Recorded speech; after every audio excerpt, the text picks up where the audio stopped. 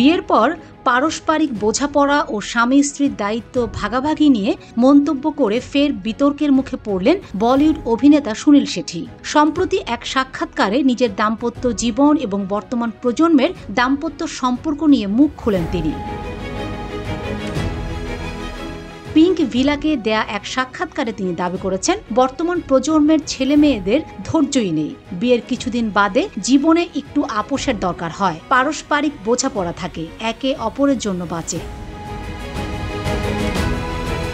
এই পারস্পরিক বোঝাপড়া যখন সমান্তরাল হয় তখনই জীবনে সন্তান আসে। আর স্ত্রীদের এটা বোঝা ভীষণ প্রয়োজন যে স্বামী যদি ক্যারিয়ার নিয়ে কাজ নিয়ে ব্যস্ত থাকে তাহলে সন্তানকে আমি সামলাবো। স্বামীরাও অবশ্যই সন্তানের দেখভালের অংশীদার হবে। বর্তমানে সব বিষয়ে এত প্রেশার চলে এসেছে যে বলেই থামেন তিনি। আসলে তিনি বোঝাতে চেয়েছিলেন সন্তান জন্মদানের পর মাই তাকে লালন পালন করবে, মায়ের ক্যারিয়ার বলে তেমন কিছু থাকবে না। অভিনেতার এই ধরনের কথার কারণে এখন তিনি সমালোচনা এবং আলোচনার কেন্দ্রবিন্দুতে পরিণত হয়েছেন।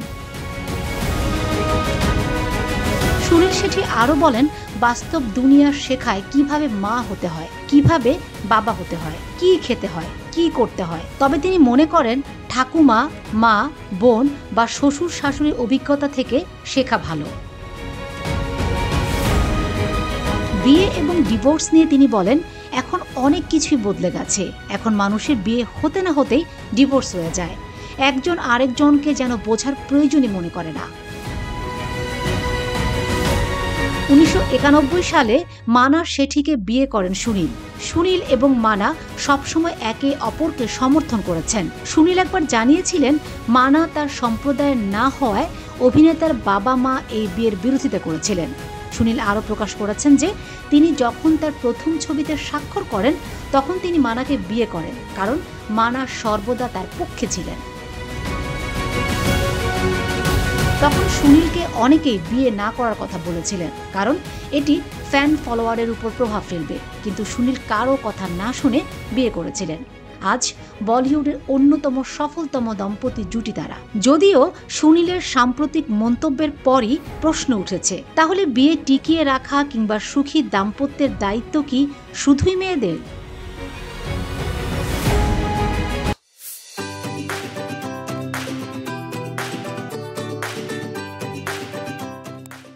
এর আগে সুনীল শেঠির মেয়ে আথিয়া শেঠির মা হওয়া নিয়ে মন্তব্য করে বিতর্কে জড়ান অভিনেতা। মেয়ের স্বাভাবিক প্রজনন পদ্ধতি বেছে নেওয়াকে প্রশংসা করে বলেন, বর্তমান সময়ে বেশিরভাগ মায়েরা সিজার পদ্ধতি বেছে নেন স্বস্তির জন্য, কিন্তু আথিয়া তা করেননি।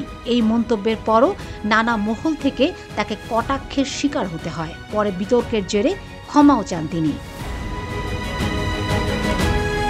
সুনীলের ধারাবাহিক এই মন্তব্য নিয়ে ফের শুরু হয়েছে লিঙ্গ বৈষম্য ঘিরে আলোচনা, যা নিয়ে যেন বেশ বিপাকে পড়েছেন অভিনেতা। Fatema Shilu, GTV news.